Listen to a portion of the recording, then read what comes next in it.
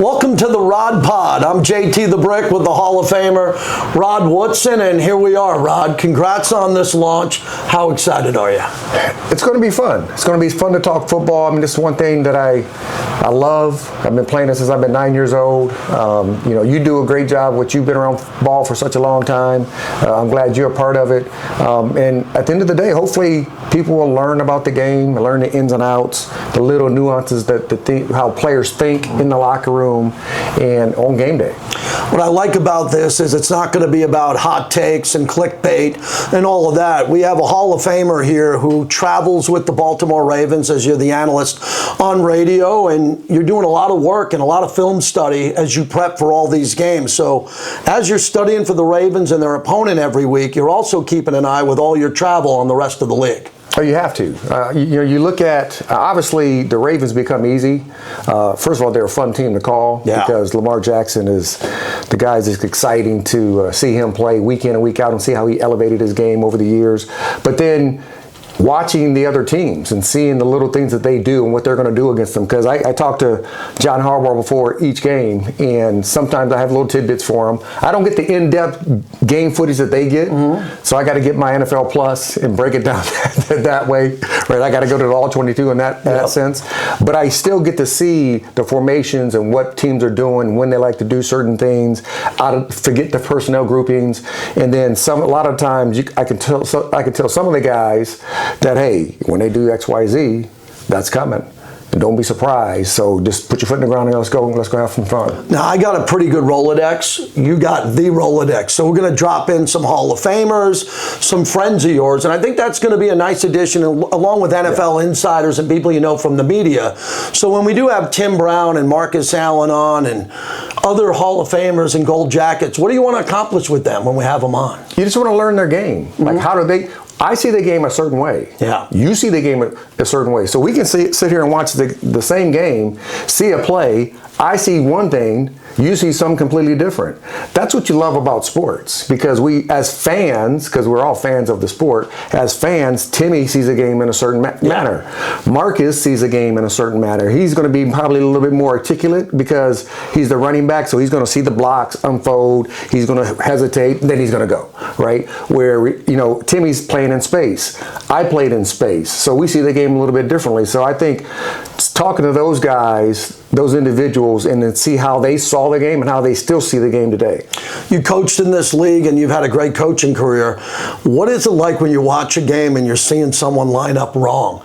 You're in the booth. Look down. You see the safety. You can't say it, but you want to say it. Yes. What is that like when you got to hold back and you know that the offensive coordinator with the opponent sees what you're seeing, but you got to focus on the broadcast? Yeah, I mean, and it's really hard if it's one of the Ravens players. Yeah. Right? Now, I can say it on air. I can say, hey, XYZ should have been here.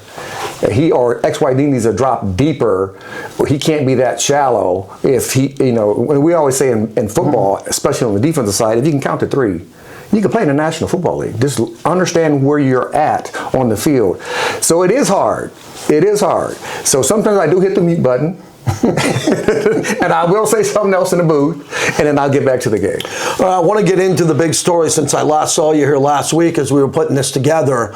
The Micah Parsons deal is a monster. $188 million, but there's a lot more to that.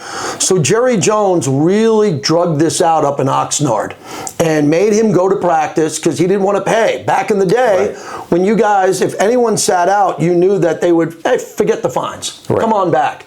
Not anymore. When you talk about that number every day. So Micah showed up, and then Micah laid on the bench during a game. It was a really bad look. But I always thought that Jerry was going to keep him, Rod, because A, he has the money, and B, it's one of his kids. Jerry's been trying to prove to the world that he's a good GM. On top of being a great owner, that's why he's got a gold jacket with you. I can't believe that the egos couldn't come together and get this done. And the fact that Jerry didn't want to deal with his agent, you got to deal with the agent. Players have agents. Walk me through what happened. Well, I mean, this is secondhand information that I have. So, but when Jerry says he didn't want to work with the agent, that's what agents are for. I mean, it can't be a surprise. It's not the first time he's ever worked with an agent in his lifetime of being the owner for the Dallas Cowboys. So I would think that would be not a true statement. I just think sometimes certain people do a certain thing, especially he's your best player on your football team. By far. Micah is the best player on the team, right? Yeah. He's the best player on the team. And then he kind of shuns the team in a certain manner, and that kind of rubs the owner the wrong way. That's what I'm thinking. And then at that point, do you come to an impasse? Can you still find a way to make it all work? I think it's still hard. I mean, think if they would have signed Micah for that type of money, who else can you sign? You already got Dak. CeeDee Lamb. You got CeeDee Lamb. I mean, all that money is going to go to 4 players. You got to think about George Pickens. Do they sign him after this year? And if he's that guy, then you have 4 players and they get 60%, 65% of your salary cap, and you got 53 other players, 52 other players that you have to put on a roster. So I kind of get that in a sense where how do you make ends meet financially? But to say I'm better because we let him go and he's the best player on your team, I don't know if that's going to be the case. And also, yes, you got 2 picks. They got 2 picks next year, 2 first-round picks. But you think Green Bay is always going to be in the 20s. They're going to be somewhere in the late teens, early 20s, because they're going to play pretty good football. And it's always you know what Micah is. You know he is a legit Pro Bowler, all-pro player, one of the best pass rushers in the National Football League. Who you get at Green Bay's pick? Does he become a guy? It's always a crapshoot when you get into the draft. Yeah, but I'm going to push back on this because Jerry said, and after watching the Cowboy documentary, which was brilliant, America's Team, he and Jimmy had a breakup because Jimmy did the Herschel Walker deal, but Jerry owned the team. So Jerry had to approve it. So Jerry deserved credit for that because it's his team. Right. Well, Jimmy didn't like that, and that started the rift there. Jerry now is starting to say this could be his exclusive Herschel Walker deal. Herschel Walker type? He really believes that, and remember, he's got all that money that he didn't spend on Micah, that he's going to get the first-round picks, and on top of that, he's going to be able to go spending again. They went out and signed Bland. Yeah. So they gave Bland some money, the corner that had a great year last year for him, so they gave him some money because of that. So they do have extra money. But man, it is so hard. It's the one position in the National Football League. Every offense can throw the football. Every offense is in spread formation. I mean, back in the day when I first came in, 11 personnel groupings were minimal. That is 90% of the offenses nowadays in the National Football League. And if you don't have an edge guy that can make the opposing quarterback feel some pressure, it's hard to play in the National Football League. And Michael's one of those guys. Now, my question is, yes, it's great to they got their own first-round pick. You get Green Bay's. But the person who comes in, is he going to be as good as Micah? Whatever position. No. That's what I'm saying. Yeah, no. So how do you add that up and thinking I'm a better football team? Now, I don't think Mike is a bad person because I don't think he was destructive in the locker room either. So, I mean, you try to build that culture in the locker room. You want that culture to be there for your players. So I don't think Mike was that guy either. I think he was solid. I think he was fun. You never heard anything bad around him. And you got to think some of his guys who are in that locker room, they're like, shee. Well, that's the last one on this. Brian Schottenheimer's the new head coach. Yeah. You know that there are players in that locker room who are Micah Parsons people. And you know you played with some of the greatest teammates you've ever had. What is it like before you get on the plane to go play the world champs in Philly? As the banner's coming unveiled, the flyover's coming, you don't have Micah. Yeah. And if you get on the plane flying back to Dallas and you get boat raced in this game, you got to show up for practice, and you got the Commanders, you got the rest of the division, and you deep down know that you're not going to win the division, and you're playing for the wild card week 2. Yeah, I mean it's not an easy task to come out and play against the Super Bowl champs. I mean, Philly is a really good football team. Yeah. Now, they lost quite a bit on the defensive side. So 44% of their snaps last year won't be on the roster. So when you're talking about Darius Slay, you talk about Sweat, you talk about Williams, you talk about C.J. Gardner-Johnson. So those guys won't be there. But offensively, all of them are coming back. Yeah. 10 out of the 11 are coming back. So they're going to be really good. And they have a young defense. Yeah, a young, fast, aggressive defense. So does it hurt The Philadelphia Eagles, I don't think so. But how do you come out of this if you get boat race because now you don't have Micah? Now, they weren't a great defense they had with Micah there. Okay, let's get that straight. They were not statistically a very good defense with Micah there. But Micah was still an issue. You had to find where he was at. You had to find, like, where's Micah at? You're looking down the line looking for him because they started moving him around trying to find out where he's at. You have to know where he's at. Now, do you need to know where any of their rushers are at? I don't think you do. I'm going to compare this to Abdul Carter later on this season on the Rod Pod. I want to see what Abdul Carter's doing. They both came from Penn State. That's right. They kind of look like each other. Right. And a little bit of a tease, which we don't do on podcasts much, but we do on radio. With the move to Green Bay, I have Green Bay in my final four for the Super Bowl picks. Ooh. How about that? Wow. Later on in the Rod Pod, we'll give you our Super Bowl picks. I love that as the season's starting out. And when we come back, we'll get into some of the big games that Rod is into, some of the marquee games, including the game he'll be on the call for as the Ravens head to Buffalo to take on the Bills. Welcome back to the Rod Pod. I'm JT. There's Rod Woodson. Let's dive into the NFC and give respect to Philadelphia for being the reigning world champs. I think of all the Giant fans, especially ownership, saying we let go of Saquon Barkley. We got nothing. And then he had probably one of the worst moves I've ever seen. And he had a season that some of your friends had, Barry Sanders, Eric Dickerson, That's Marshall right. Faulk. Yeah. And the Eagles look like with Howie Roseman, they're still loaded, especially that defensive front. They're real good. Yeah, I mean, they're good and young on the defense. And they had some guys in the secondary, DeJean, some players on the back end. Those guys can still play. But when you still have 10 guys from your starting Super Bowl champion team coming back on the offensive side of it, and you're going to get better. And you look at, when you have a guy, and remember and I really think what happened with Barkley with the Giants is that for such a long time, running backs started to get it kind of devalued. Devalued's the word. And with that devalue, think about Josh Jacobs left Oakland, went to Green Bay, balled up. The top three rushers in the National Football League this past year played on another team the previous year. Derrick Henry, Josh Jacobs, and Barkley. So you have players, now they're starting to say, ooh, we need running backs. Good running backs do matter. So I think that value for the running back position is going to come back. But when you look about Green Bay, when you talk about Philly themselves, Philly is a good young football team that I would be shocked if they kind of fell off. Well, that's going to bring me to, you've won a Super Bowl, and as you lost the Super Bowl, tell me about this mythical Super Bowl hangover. All of a sudden, you're at signings, you're in restaurants, you're the Super Bowl champ, and then when you lose a Super Bowl and you want to come back and prove everybody wrong, you've lived it both. Tell me about it. Yeah, when you win, everybody loves winners.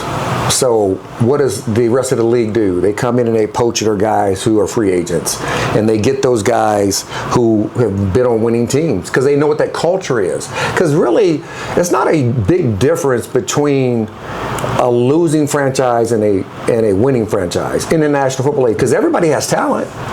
The talent's there on every team. It's the interior function of what the ownership and the coaches bring to the players, and then give it to the players and make the players accountable day in and day out in every meeting and every lift and every workout and every practice, and then they take that to the game. Those are the teams that you see that are really, really good. So I would be extremely surprised for most of the really good teams that win the Super Bowl coming back the following year. Is it hard to repeat? Absolutely. Why? Because they're poaching.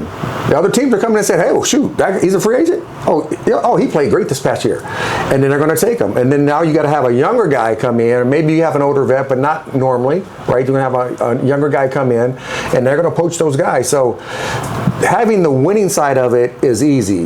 The losing side, you get some guys poached, but then your mindset is you want to be the best at what you do.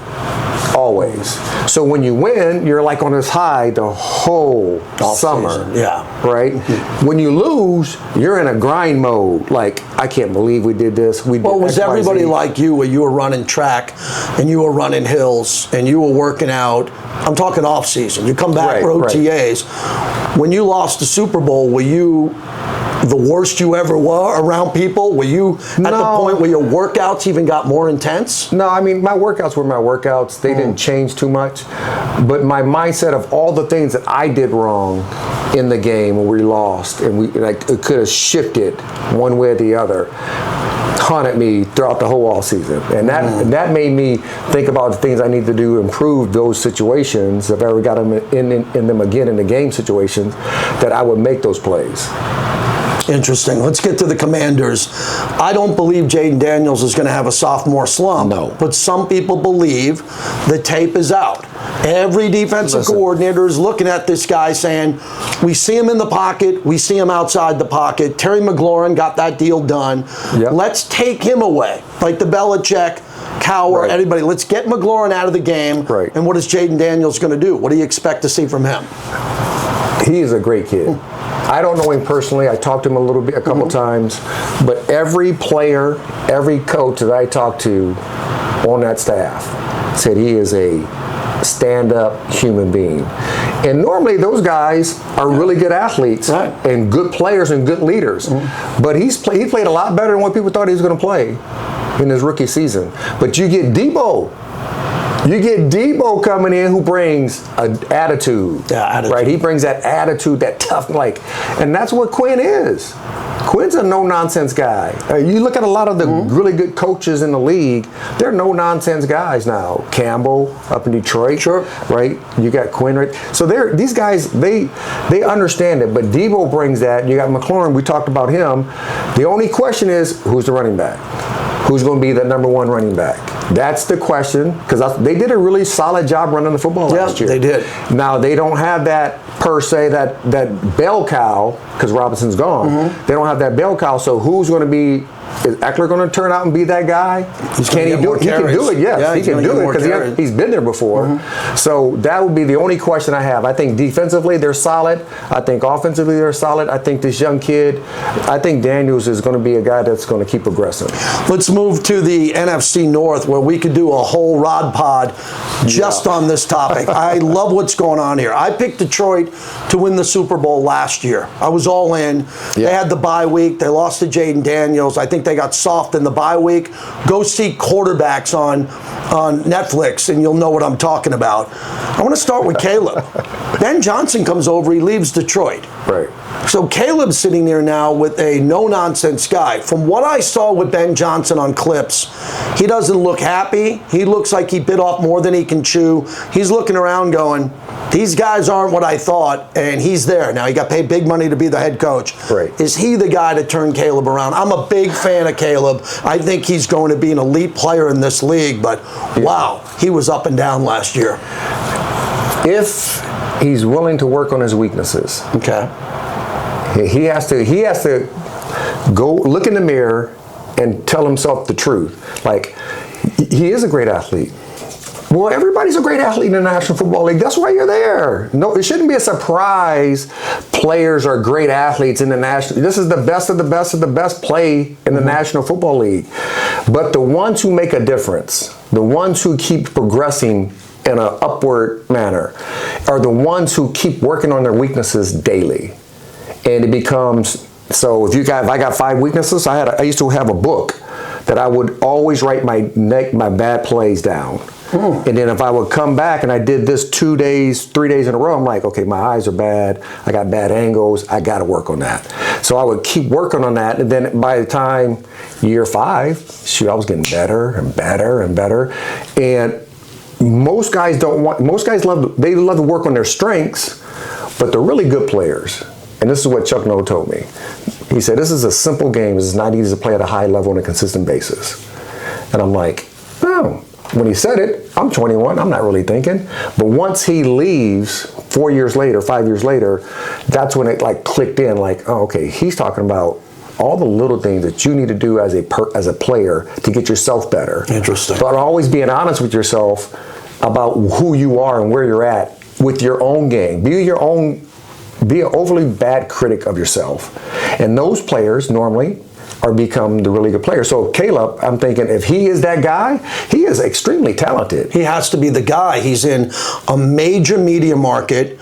Those fans will not let him fail. They'll run him out of town. Philadelphia, Chicago, New York, you're Philadelphia. You're true about that. Let me move to Detroit. Mutual friend Johnny Morton, who was a Raider tight end, and his coaching tree is incredible who he's worked with. Sean Payton, Gruden, Harbaugh. He's getting elevated now to be the offensive coordinator of the Lions. Aaron Glenn is gone. I love what Aaron Glenn's doing in New York. He's shutting down the media week one. They asked him about Aaron Rodgers, said, we're not talking about him. And I like what they're doing, but they also lost Ben Johnson. So Johnny Morton will step up. I think he'll do a nice job. I'm not picking Detroit to win the Super Bowl because they lost their two coordinators, even though I have confidence in one of them. What is that like as you're a coach and a player when, hey, half your coaching staff left? Yeah, the guys who called in, and I just said this a little bit ago, each offense coordinator sees the game differently. But what he has to know, what does Jared Goff do the best? They can run the football and play action pass. That's when Jared Goff is at his best. Straight drop backs.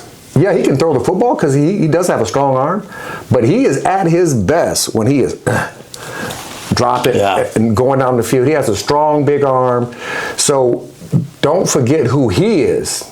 Sometimes as a coordinator, we always want to say, well, this is what you're going to do. But you should, and I'm pretty sure they are asking Jared, they are asking the defensive side, like, hey, what do we like? And I think, being around, Aaron Glenn on the defensive side, it's like they knew play solid man, solid zones. They don't blitz a whole bunch because they were getting after the quarterback without blitzing.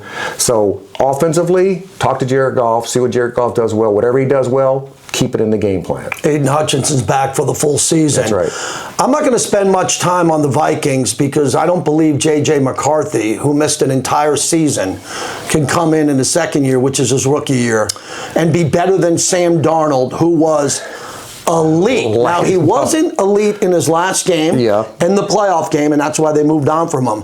But J.J. McCarthy will not play at the level, statistically, of Sam Darnold. But is that good enough for the Vikings? Because they got a really good roster. They do have a good roster. But when's the last, I was going to say when the last time a rookie quarterback came in, Jalen Daniels did it last year. So, not too long ago. It's not too long ago, but that's not the norm. It's not the norm in the National Football League for a rookie quarterback to come in and be lights out. So can JJ do it? Yes, he could. But the probability of it happening to him also is minimal. So you would think, are they going to be a good team? They're going to be a good team because they do have they got solid pieces around him. He just got to go out there and not mess it up. Just go out there and play your game. He can run around. He has good legs. He has good vision.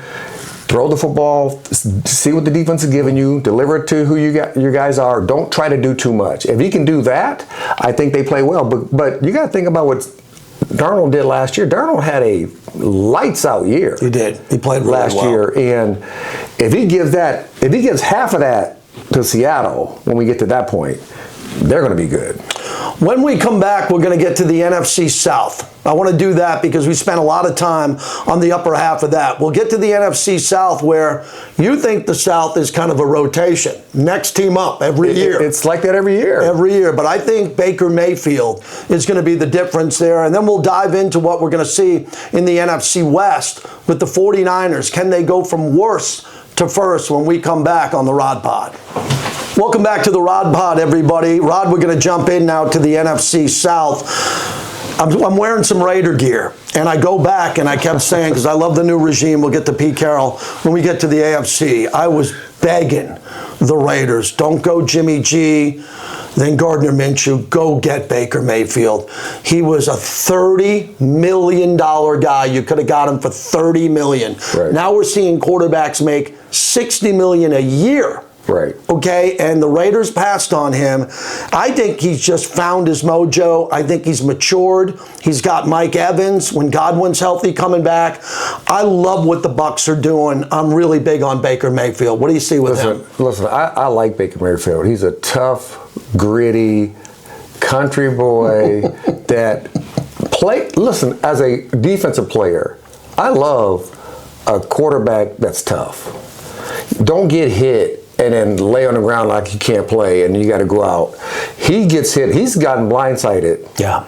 And he sits there for a hot second, and then he gets up, he dusts himself off like a cowboy, like he just got bucked off the horse, and he walks to the sideline. He's like, I'm ready.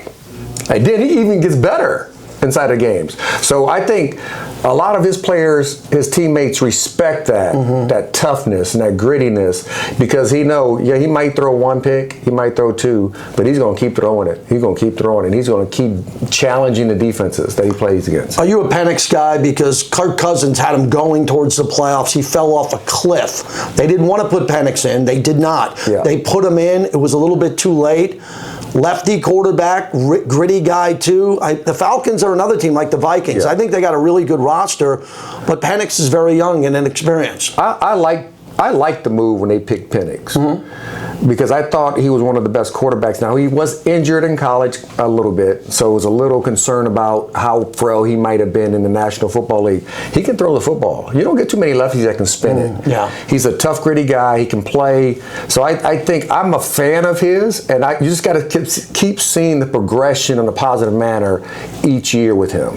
Let's move to the NFC West, which I think is probably, to me, one of the most interesting divisions in all of football. I believe the Niners are going to go from worst to first. Look at the schedule. Yeah. The schedule is one of the easiest I've ever seen. The Giants wish they had that schedule, and they were a last-place team. Look at the Giants' schedule. But the problem with the Niners is Brandon Ayuk's hurt. Yeah. He'll come back later there. John Taylor and Jerry Rice are not walking in that locker room. Deebo Samuels, you mentioned, is gone. They paid Purdy $50 million. Kittle's great. But You got Jennings. You got Jennings.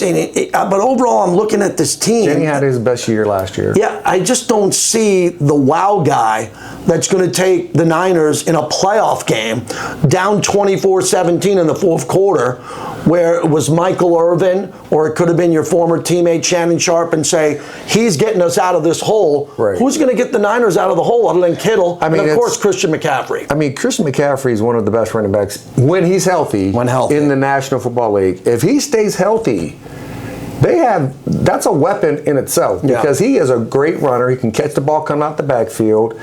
Yes, you need Ayuk. You do need Ayuk. You need Ayuk, you need Jennings, you need Kittle. You need those three to be there for Purdy. So, hopefully in the near future, Ayuk can get back on the field. I think they're stacked defensively. They got some great players on the defensive side of it. Offensively, yes, you don't have Ayuk, but I think you have Jennings, you have Kittles, and you still got one of the best running backs when he's healthy in the National Football. I want to make sure later on in the year, it could be week 3 or 4, I really want to get your perspective on Sean McVay. A really deep dive from you on him, because I think what he can do with talent is next level. I just don't think Stafford's going to be healthy the whole year. I don't predict injuries. I want everybody to be healthy. But Jimmy Garoppolo's the backup there, and Stafford hasn't practiced much, and it's his back. And they got Devontae Adams, they got Puka. I think they're a very good team. Their defense has got players all over the place. Their defense is young and fast. Where do you see the Rams this year?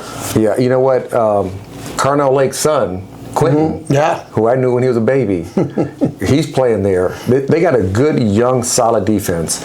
Offensively, Matthew Stafford, this year 17 for him. I mean, that's how long I played in the league. And he's playing, he's getting hit. So is he banged up a little bit? Of course he is. Of course he is. He's playing in the National Football League. You got Williams, a really good running back. Puka, that dude just came out of nowhere. He's a baller. I mean, he's a baller. You got Devontae Adams is coming in. He's going to, so now you can't roll your coverage to Puka anymore because Devontae is going to eat somebody up on the other side. He will. So I really like what they do. I like even Sean McVay, like how he calls the game and like how he sees the game and how he'll set his players up. I think is going to be fun to watch, see how that offense unfolds. Defensively, they're young and they're fast all across the board. It's going to be a challenge to beat those guys. I think it's going to be a challenge to beat the Seahawks too. Again, I don't know Sam Darnold in a new system, okay? From the Niners to the Jets to the Vikings. Now again, is he going to take all the good that he did in Minnesota and instantly bring it to Seattle, or do you see a learning curve? No, just think about this. Think about football's a simple game. This is what I said. This is a little while ago. Yeah. It's a simple game. It's just not easy to play at a high level on a consistent basis. How many formations can you get into? You can't get in that many formations. Okay, they're in 11 personnel. They can get in a 2x2 and a 3x1, or go empty. All right. Irrelevant of person. You can't even talk about like he's the X, he's the Z, he's the Y, because if he's over by himself, he's the X. It's irrelevant if he's the running back, if he's a tight end, or if he is a receiver. That's what he is. So the game is not real hard. So I think for Donald, I think when you look at him and how he's progressed, I think sometimes players just need time. We just don't. You don't get it a lot, right? Yeah. He needed time. He needed to get out of where he was at, go to Minnesota, and say, "Oh, this is what it is." Yeah, it's a nice so fit. I think, to me, I would believe that he has it. If he falls off the cliff, I'll be really, really surprised. I have no idea. I think I know where you're going in the AFC. After all of this, I have no idea where you're going with your Super Bowl pick in the NFC. I have no idea which will be good. When we come back, we're going to fly through the AFC, top to bottom, Buffalo Bills and the Ravens, and then we'll get you to our Super Bowl pick. Also, each week we're going to have a marquee game. Rod's going to pick a game. I'm going to pick a game. We'll give you our lean, the game we like and which side we like, when we come back on the Rod Pod. Welcome back to the Rod Pod. I'm JT. That's Hall of Famer Rod Woodson. We're going to dive into the AFC. We'll start with the East. I'm all Buffalo. I'm all in on Buffalo. The window is fine. It's wide open for Josh Allen. They had Von Miller. He's gone. They had players all the time. It's their last year at the former Rich Stadium, which you played in, before their new stadium. I really believe they win that division by 3 or 4 games comfortably, but I think they need the 1 seed against the Ravens, your Ravens. So we'll start with Buffalo. What do you think of them coming off last year? I like these disappointments, Rod, have been massive for the Bills fans. Yeah, well, I mean, it's, when you don't get to the Super Bowl, it should be a disappointment for every team in the National Football League. The Bills have a standard. They have a lot of good players. Yes, they're going to win the East. They're the best team by far in the East. So it's like you look at Josh Allen and what he has done. You got Cook there. I mean, think about their defense. They got guys healthy again. Healthier, because last year they were banged up and beat up on the defensive side a little bit. They've gotten a lot better, especially down the backstretch. So, as long as Josh Allen is there, because he brings that Baker Mayfield toughness, because he's a country boy from, Wyoming, Utah, so wherever he's at, Wyoming, right? So he brings that country toughness that he just goes out there and plays. He gives up his body for it. That old school philosophy of playing. So I would be surprised if they didn't win the East. And I think you're right. I think they win it easily. And then it comes down to them playing against Baltimore, Kansas City, somebody like that in the postseason, and seeing if whose team's the best. Well, we'll get to the AFC North as you're the analyst for the Ravens. I have 3 teams making the playoffs. I have the Ravens winning the North. I have Pittsburgh, your former team, and Cincinnati getting wild cards. Joe Burrow, the last couple of years in the Bengals, start off horribly. Terrible. So Burrow decided to play in the preseason. Right. And he almost got taken out. There was a horse collar sack against him. It could have been the end of Cincinnati.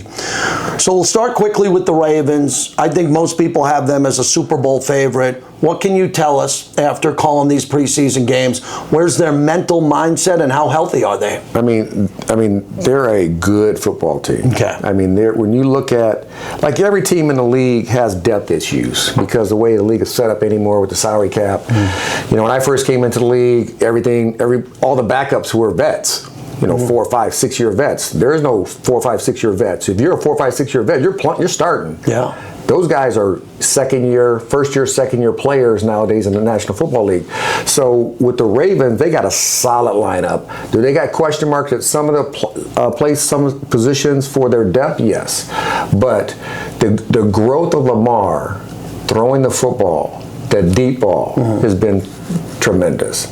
What he has done over the last 3 years of delivering the ball to because he used to throw a flat deep ball, and then every ball started getting a little higher, a little bit deeper. Warren Moon threw the best deep ball I've ever seen, and he allowed his receivers to adjust to it and gave them enough space, and that's what Lamar's starting to do. And then you get Derrick Henry. Good gracious, man, that's unfair to the rest of the team. That's like college football, watching these guys run for over 2,000 yards rushing, and he did it almost by himself. So to me, I think they're right there. Are they poised to make a Super Bowl run? Absolutely. They just got to be, once they get to the postseason, they got to play their best games. Well, we don't do hot takes, but this is going to be your closest one, Aaron Rodgers. I've always been a believer. The Achilles pop for the Jets changed everything. Right. I would have loved to have seen what he could have done with the Jets at 100% healthy. Now he's 100% healthy, obviously older, but we saw what Tom Brady could do in his 40s here. You know the team well. What are your expectations for Rodgers? Listen, Aaron Rodgers, when he's, what is he, 41 now? Mm-hmm. When he's 51, he'll be able to get out of the bed and throw the ball 50 yards down the field on a rope. He has a natural arm strength. Can they protect him? That's my question. Because I think they can run the football. Can you protect him on a consistent basis? If you can do that, they loaded up on defense, right? They chips all in on defense. So protect Aaron Rodgers. They protect Aaron Rodgers. I think they're going to be a hard team to beat because he's going to put some points on the board.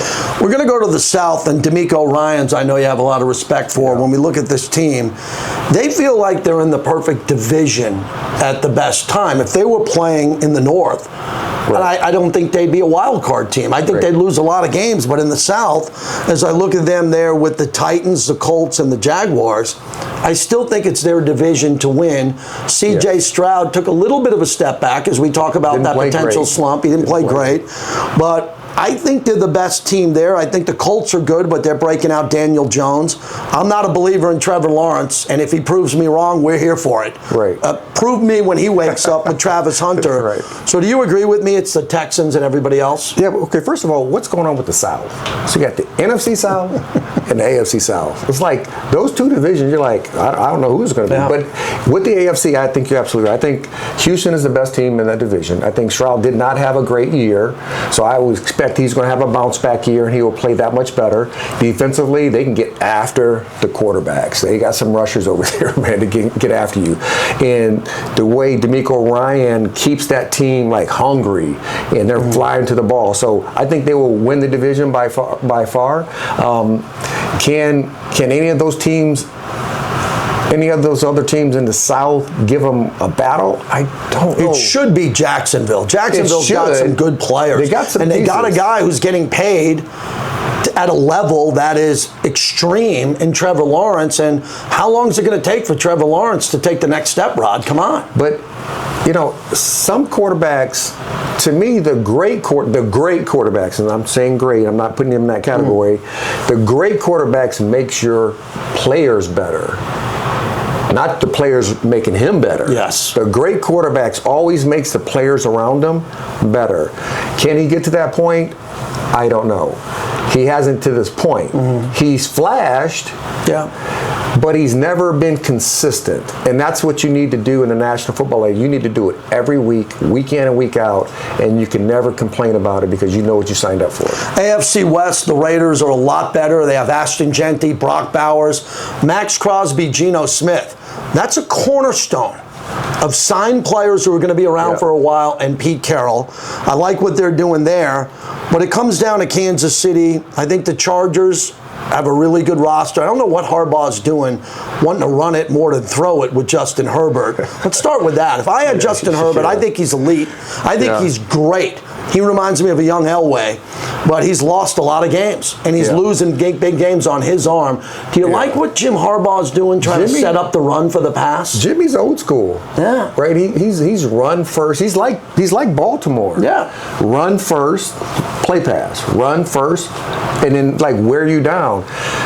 But Herbert and the machine that they have isn't set up for that. I think Herbert can drop back 35, 40 times a game and sling it. And he's a big physical quarterback. They got a really good young defense over there. So they got the pieces to the puzzle. But if I'm going to put it in anybody's hands to say winner or loser for me, I'm putting it into one of the best young quarterbacks in the league, and Justin Herbert, to say, go sling that thing for me. I look at that real quickly. I cannot believe the Chargers. The Chargers can't get Justin Jefferson. They can't get Jamar Chase. How did they not go after Metcalf or Pickens and get him help? I mean, Ladd McConkey, they're looking at their core. They don't have anybody who can scare you there, and I think that's what's going to hold back the Chargers. Denver, you got Pete Carroll, Andy Reid. I mean, look at the coaches in this division. You mentioned Harbaugh. And when it comes to Sean Payton, one of the boldest moves I've seen in NFL history, going back to leather helmets, was eating Russell Wilson's salary. Absolutely. When they did that, Sean Payton basically went to that big money ownership, the Walmart money, and said, I got this. I think it was personal. I didn't think he wanted to be around Russ and work with him. You got to be into Russ to be around Russ every night for 14 hours. He went with Bo Nix. And I covered Bo Nix last year closely with the Raiders. Bo Nix was much better than I expected. He played a lot better. But everybody's looking at Bo Nix. Is that step back coming? Or do you think his offseason work with Drew Brees is going to make him even better? Well, I mean, he did work out with one of my Boilermakers. So he learned. He learned. But you know what? I mean, listen, I think if there's a sleeper, to me, it's the Denver Broncos. Because they got a good defense now. Yeah, they do. They got some players over there. They do. They got a lot of players on that side. And if you can get your quarterback to be that guy, just to play, have that kind of like lightning in a bottle type of season that Sam Darnold had, right? If you have that, and I'm not going to say he's going to have that at a young age, but if you have something where he's learning the game and seeing it faster, and he's playing, just going to go make plays with his arm, with his feet, that's a really good football. And then you're going up there, playing a mile-high stadium. That's a hard place to play at, week in and week out. They're good. I think the Chargers are good. I know the Raiders are going to be vastly improved from seeing them. They will. That division and the coaches are unbelievable. We'll wrap it up on the other side. When we come back on the Rod Pod, we're going to give you a game each that we like, that we're leaning towards, and then we're going to give you our Super Bowl pick. I can't wait to hear what Rod has to say when we come back. Welcome back to the Rod Pod. I'm JT. That's the Hall of Famer, Rod Woodson. So every week we're going to give you a game I'm leaning towards, a game Rod's leading with, and we'll both have opinions on it. I'm going to start off with the Niners as a road favorite at the Seahawks. They had a dual workout with the Raiders. A lot of guys didn't practice. They were banged up. They got a lot of injury problems, but I think they're going to be healthier coming into this game. Seattle is going to launch Sam Darnold. It's in front of the 12s in Seattle. Yeah. This is a big game because I think the Niners are clearly better than the Seahawks, but I think the Seahawks can catch them in this game. So I'm going to go with an upset here. I like Seattle in their home opener with Sam Darnold to come out with Walker running the ball and Jigba, what he could do. Cooper Kupp is on that team. I think they'll control the ball and then put a lot of pressure on Brock Purdy. I'll tell you what, that's a bold statement. I see what you're saying, because you're saying Darnold's there. He's going to make them better at the quarterback position. You got a nice little solid running game. You got some receivers. You got a solid offensive line. Your defense is solid with Woolen and Witherspoon. The corners are players. I get what you're saying. I don't know if I believe it. I think a healthy 49ers team, and I know everybody's not healthy. I know they need to get Ayuk back. But having Jennings, and you got one of the best running backs at 23, man, in the National Football League when he's healthy. And Purdy is one of those guys that always plays solid football. You know, and I think he's going to keep growing. I think when they're healthy, they're hard to beat. And I don't know if they'll beat them this week. But I think 49ers get that win and start out saying, hey, we're back. I think the Niners, their schedule is so easy that I think they're going to win most of their games. So I got to find a couple of losses. So I'm going to go here. Now, we want people to subscribe, right? You got to subscribe and like the podcast so we can build it. I don't think people would subscribe if you didn't give them your Baltimore-Buffalo game. You're on the call. You're in Buffalo. It'll be the last time you ever on the call in that stadium, unless you're back for the AFC Championship game as the road team. I know the Ravens don't want to go back there. So give me the game and a couple of takeaways. Well, I think, obviously they played twice last year, and the first game around, the Ravens just kind of handed it to them. And Derrick Henry almost had 200 rushing yards. His first touch in a regular season game, he went 87. To get the distance. Wow. So, but then once the postseason got here, what did they do? It turned tables where they had 3 turnovers. They didn't play their best football. They didn't start fast. They lost by 2. But at the end of the day, so they lose by 2 to Buffalo. Now they got to go in their last season, starting that season in that stadium.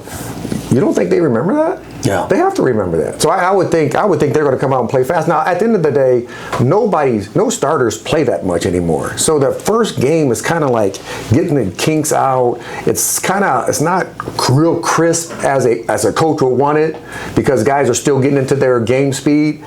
But I still think the Ravens have enough to get it done, and I think they get that victory. But it's going to be a tough task, because Josh Allen, man, he's just one of those great players in the National Football League. And you got Lamar, you got Josh, you got Patrick Mahomes. Those guys have been around for a while, and they're going to keep playing each other in the postseason, seems like every single year. The winner of that game is going to be really excited to be 1-0. The loser of that game is going to be fine. I mean, someone's going to lose that game, and they're still going to have double-digit wins. Now, I say the Ravens have a tough schedule. Yeah, I mean, they get done with that. They play Cleveland. Cleveland always plays them well. Yeah. Then they play Detroit. Then they play Kansas City, right? Then they play Houston. They got a nice little schedule that they have to face that first 5-6 weeks of the season. All right, it's time for our Super Bowl picks. First time here on the Rod Pod. I'll go first. In the NFC, let's start with the NFC. I like Detroit a lot. I think Detroit is loaded. I like what they did last year, but I'm leaving them out. I got enough respect for the Eagles, a team that I vocally root against, that I think the world champions will be home, and they'll host the Green Bay Packers. I like the Packers with Micah Parsons. I already liked them, but Micah Parsons put me over the top. Wow. The problem with this pick is I have the Packers going through the wild card. So not only am I bold with the Packers, I don't have the Packers winning the division. I have Detroit. So they got to do it on the road. They're going to have to do it on the road, which they've been able to do. So in the NFC, my NFC championship game, before we get to our Super Bowl picks, I'm going to go with that. I think we're going to see a really good matchup, and I like Detroit. I'm going to leave them out here, and I have a heavy lean now to the Green Bay Packers. Jerry losing Micah put me over the top on that one. And the Niners. I'm leaving the Niners out of the NFC Championship game, and I think they're really good.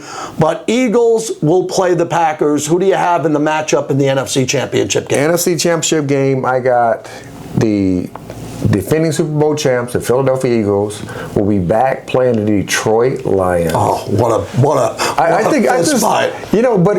Listen, they have 2 new coordinators in Detroit, but the players didn't get out of play. You get your best pass rusher coming back, and Hutcherson, he's coming back, so they're going to be there. And then the one thing I love about Dan Campbell, he reminds me of Bill Cowher. Oh. No nonsense. Yeah, you would know. We're tough. We're gritty. What do you say? We're going to bite him in the kneecaps? Wasn't that with his press conference? I'm going to bite him in the kneecaps? Well, they've been biting everybody in the kneecaps, and people don't like it. And because they hit you in the mouth, and then they hit you in the mouth, and then they hit you in the mouth. Yeah, they're tough. And then they hit you in the mouth. That's how they play. He reminds me of that old school Bill Cowher, where this is who I am, and this is who my team is going to be. AFC, I'll be real brief. I have Buffalo hosting Baltimore. That to me is the heavyweight fight. Sorry for the Kansas City fans out there and all their new fans. They have a pop star that brought in a lot of new fans. Right. That's for something different. But I just think those are the two heavyweights. That's Ali Frazier. That's what it is. It's Floyd, Pacquiao. You have two of the best teams going at it. It could be in Baltimore. I think this Buffalo team at home to close out their stadium. Who do you have in the AFC Championship game? You must have been reading my notes. I know. My notes are the same thing. I got the Buffalo Bills playing against the Baltimore Ravens in Baltimore. In Baltimore. In Baltimore. And Baltimore finally getting that victory to go to the Super Bowl. And Lamar can get that monkey off his back. Who do they play in the Super Bowl as we move on? And they're going to play the defending Super Bowl champs. Wow.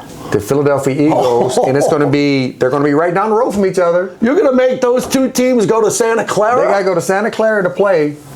It's going to be the Baltimore Ravens versus the Philadelphia Eagles in the Super Bowl.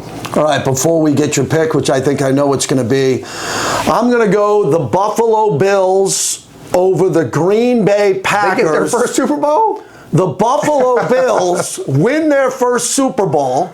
They do it in amazing fashion. They close down the former Rich Stadium for the late Ralph Wilson. They move into their new joint where they'll have the opener a year from now, raising the banner in their new stadium.